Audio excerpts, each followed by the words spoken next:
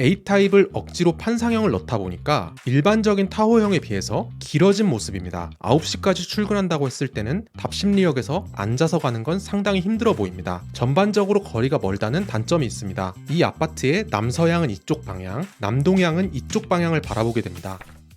안녕하세요, 실거주 부동산입니다. 오늘은 답심리에 위치한 이편한 세상 답심리 아르테포레에 대한 실거주 분석을 진행하도록 하겠습니다. 청약 일정과 금액은 빠르게 표로 보여드리겠습니다. 총 6개 동 326세대의 소형단지 아파트로 국민주택 아파트입니다. 국민주택에 대해 잘 모르시는 분들을 위해 빠르게 말씀드리면 공공택지에 국가나 지방자치단체 주택도시기금의 지원을 받아 건설하는 85제곱미터 이하의 중소형 주택이며 특이사항으로는 특별공급이 85%, 일반공급이 15%의 비율로 특별공급의 비율이 매우 높은 주택입니다. 보통 국민주택이면 입지가 떨어지는 대신에 가격이 저렴하게 나와야 하는데 이곳은 국민주택임에도 분양가 상한제가 적용되지 않는 곳이다 보니까 가격이 조금 비싸게 나왔습니다. 가격을 빠르게 살펴보겠습니다. 5구 타입의 경우에는 8억 초반부터 9억 초반까지 형성되어 있고 84 타입의 경우에는 10억 초반부터 11억 중반까지 나와 있습니다. 확장비와 시스템 에어컨을 포함하면 2천만 원까지 더해지고 옵션비까지 포함한다면 대략 5천만 원까지 더해질 수 있고요. 중도금 대출 이자까지 감안하셔야겠습니다. 먼저 단지 배치도를 보겠습니다. 삼각형 모양으로 된 대지 아래쪽에 집중적으로 아파트 단지가 배치되어 있습니다. 아파트의 설계 자체는 판상형과 타워형을 복합적으로 섞은 구조로 보이는데요. 한정된 대지 안에 최대한 많은 동을 배치하기 위해서 도로와의 거리가 조금 좁아 보입니다. 이 아파트는 재개발 아파트로 조합원들이 주로 중고층을 선점했기 때문에 일반 분양에서는 저층 또는 최고층이 당첨됩니다. 요즘 아파트는 최고층도 꽤 잘 나오고 층간소음이 없어서 선호하시는 분들도 꽤 많은 편입니다. 평면 정보를 간략하게 살펴보겠습니다. 5구 A타입은 3베이 판상형 구조로 남동 또는 남서향으로 배치됩니다. 3베이 판상형 설계에서 욕실과 방의 크기를 온전히 살려서 설계했다 보니까 주방이 조금 작은 모습입니다. 5구 B타입은 전형적인 타워형 설계인데 A타입보다 공간은 조금 더 잘 나왔습니다. 다만 향의 배치가 조금 아쉬운데요. 타워형인데도 불구하고 V자 단지의 중심에 설계되어 있지 않다 보니까 방 쪽은 반드시 북서향 또는 북동향으로 배치가 됩니다. 타워형의 장점이 채광이고 판상형의 장점이 공간인데 여기는 설계상으로 반대가 된 모습입니다. 공간을 보시면 5구 A타입에 비해서 복도 팬트리 공간이 하나 더 나와 있는 걸 볼 수 있고요. 주방 사이즈도 훨씬 넉넉하게 나왔습니다. 84 A타입은 5구 A타입과 마찬가지로 3베이 판상형 설계입니다. 남서향 또는 남동향으로 배치가 되고요. 3베이 구조다 보니까 아무래도 공간을 빼는 게 조금 어려웠을 텐데 특이하게도 작은 드레스룸이 2개나 들어가 있습니다. 어떻게든 드레스룸을 확보하려는 노력이 보이고 침실 1 안쪽으로 파우더장도 마련되어 있습니다. 84 B타입은 타워형이긴 한데 계단실을 중심으로 둘러싸고 있는 형태여서 전 타입이 타워형으로 설계됐어야 할 동의 구조에 A타입을 억지로 판상형을 넣다 보니까 일반적인 타워형에 비해서 길어진 모습입니다. 침실 2와 3의 크기는 그대로 둔 채 거실의 크기와 침실 1의 크기가 길어졌는데요. 침실 1이 길어진 크기만큼 욕실을 가로로 배치하면서 작은 드레스룸과 파우더장을 배치했는데 거실의 경우에는 길어진 만큼 주방이 따라서 길어지지 못하면서 84 A타입에 비해서 굉장히 좁은 주방이 만들어졌습니다. 다만 모든 타입이 V자형 배치에서 가장 하단에 배치하면서 방과 거실 모두 채광이 아주 우수하다고 볼 수 있습니다. 84 C타입도 84 B와 동일한 구조를 갖는데 방 쪽이 북동향으로 84 B타입에 비해서 채광 성능에서 다소 떨어진다고 볼 수 있습니다. 자, 평면도와 단지 배치도를 간략하게 봤으니까 실거주 부분도 빠르게 살펴보겠습니다. 교통적으로 볼 때 약간 애매한 위치입니다. 답심리역까지 도보로 13분이 소요되는데요. 이게 단순히 지하철역의 거리만으로 판단할 문제가 아닌 게 답심리역의 깊이가 꽤 깊습니다. 또 4번 출구에는 에스컬레이터가 설치되어 있지 않기 때문에 실제로 여기를 모두 내려가서 지하철까지 탄다고 가정했을 때는 적어도 20분 정도는 보셔야 합니다. 따라서 이곳은 지하철역까지 버스로 이동한다고 생각하시는 게 더 낫고 돌아올 때의 버스는 살짝 우회 구간이 있기 때문에 장안평역에서 버스로 이동하시는 게 더 나을 것 같습니다. 지하철역의 노선 자체로 봤을 때는 5호선은 꽤 좋은 지하철입니다. 여의도, 강남까지 빠르고 편하게 이동할 수 있습니다. 다만 5호선이 노선 중에서 꽤 인기도가 있는 호선이기 때문에 지하철역 자체는 항상 혼잡한 편입니다. 출근 시간을 분류해 봤을 때 8시가 가장 혼잡도가 높은 걸 볼 수 있는데 9시까지 출근한다고 했을 때는 답심리역에서 앉아서 가는 건 상당히 힘들어 보입니다. 차량을 이용한다고 했을 땐 도시고속도로로 주로 동부간선도로를 이용하게 됩니다. 답심리에서 장안평역 사이에 있는 천호대로가 차선도 굉장히 넓고 통행 자체가 수월한 편입니다. 동부간선도로로 진입할 때 약간의 병목 현상을 겪기도 하지만 이건 이 도로를 이용하는 모든 차량이 동일합니다. 3D 지도도 한번 살펴보겠습니다. 바로 옆쪽에는 답심리 파크자이가 보이고요. 이 아파트의 남서향은 이쪽 방향, 남동향은 이쪽 방향을 바라보게 됩니다. 바로 맞은편에 위치한 장안 유더스빌의 높이가 꽤 높은 편이어서 뷰 자체는 남서향이 더 시원하게 잘 나올 것 같습니다. 남서향 방향에 위치한 여기 상가들이 답심리 자동차 부품 상가인데요. 현재 이곳은 도시환경정비사업구역으로 묶여있는 곳으로 향후에 이렇게 주상복합으로 개발될 예정입니다. 이곳의 진행 상황은 2020년 9월에 정비구역으로 지정됐고 21년 10월에 조합이 설립됐으며 23년 5월에 건축 심의도 승인된 상태로 생각보다 빠르게 개발이 될 것으로 예상됩니다. 그러나 이곳이 개발된다고 하더라도 이 가운데 남아있는 주택 그리고 아파트의 바로 앞에 있는 주택가 구역은 그대로 남아있어서 뉴타운보다는 구도심의 느낌을 가지게 되겠습니다. 학군도 살펴보겠습니다. 초등학교는 서울 군자초등학교에 배정됩니다. 아파트의 왼쪽에 있는 서울 답심리초등학교가 배정되는 아파트 단지들이 더 많기 때문에 학생 수가 892명으로 군자초등학교보다 학생 수가 2배 이상 더 많은 모습인데요. 군자초등학교는 학생 수가 300명의 작은 학교이고 거리가 가깝지만 큰 길을 건너게 됩니다. 이곳은 후문 쪽 통학로가 더 가깝기 때문에 초등학교로 통학하는 골목도 깨끗하게 정비된 편은 아닙니다. 학구도는 동부 2학교군으로 장평중학교, 동대문중학교에 배정되고요. 고등학교는 해성여고, 동대부고에 배정됩니다. 전반적으로 거리가 멀다는 단점이 있습니다. 학구열로 봤을 때는 중학교는 많이 아쉬운 편인데 고등학교는 학업 성취도가 꽤 좋은 편입니다. 생활 환경 측면도 살펴보겠습니다. 우선 아파트의 북쪽에 소형 마트가 위치해 있고 단지의 왼쪽에 현대시장이 위치해 있습니다. 다만 현재 시점에서는 현대시장이 많이 활성화된 시장은 아닙니다. 이곳이 원래부터 곱창집이 유명했던 곳인데 그래서 그런지 아직까지 곱창집이 곳곳에 남아있는 걸 볼 수 있습니다. 대형마트 이용을 위해서는 홈플러스 동대문점 또는 롯데마트 청량리점을 이용하게 되고 백화점도 롯데백화점 청량리점을 이용하게 됩니다. 이렇게 전반적인 실거주 환경을 분석해봤으니까 가격을 비교해보도록 하겠습니다. 가장 직접적인 비교 대상이 좌측에 있는 답심리 파크자이가 됩니다. 두 아파트가 입지적인 측면이 거의 비슷하다고 할 수 있고 연식도 2019년식이지만 답심리 파크자이가 802세대로 단지가 조금 더 크고 브랜드도 자이인 만큼 이 가격보다는 살짝 하위 가격이 될 것으로 예상됩니다. 최근 거래 기준으로 봤을 땐 전용 5구 타입이 9억 중후반대에 전용 84 타입이 10억 중반대에 거래된 걸 볼 수 있습니다. 따라서 이 아파트의 분양가는 딱 현 시점에서 시세 정도라고 볼 수 있겠습니다. 아파트가 지어지는데 대략 1년 6개월 정도가 남았는데 이 기간 동안에 전체적인 시세가 올라줘야만 괜찮은 가격대가 될 수 있을 것으로 보입니다. 이 아파트는 특별 공급 중심의 아파트이기 때문에 첫 집을 구매하시려는 분들 중에서 여의도, 강남 권역에 출퇴근하시는 분들이나 초등학생 자녀를 둔 학부모까지 적합할 것으로 보입니다. 특별 공급 중심의 분양 단지이다 보니까 투자적인 관점으로 접근하실 분들은 많이 없을 것이기 때문에 대부분 실거주자 위주의 청약 경쟁이 되겠네요. 이 아파트가 옵션과 인테리어가 리뷰할 게 굉장히 많은 편이어서 다음 편은 인테리어 및 옵션 리뷰로 돌아오도록 하겠습니다. 감사합니다.